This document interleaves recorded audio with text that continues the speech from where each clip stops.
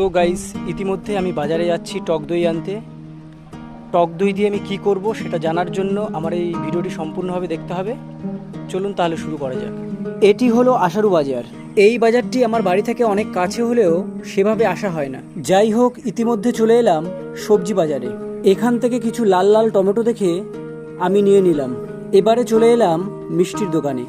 প্রচণ্ড খিদে লাগার কারণে আমি একটু পরোটা খেয়ে নিলাম। মোটামুটি সব কিছুই কেনাকাটা হয়ে গেল। এখন আপনারা ভাবতেই পারেন এত বাজার করে কি করবে। আজ আমি নিজের হাতে চিকেন কষা রান্না করব।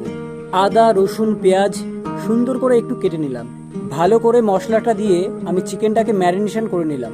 আমি চিকেনটাকে ভালো করে রান্না করার জন্য বেছে নিলাম কাঠের উনুন।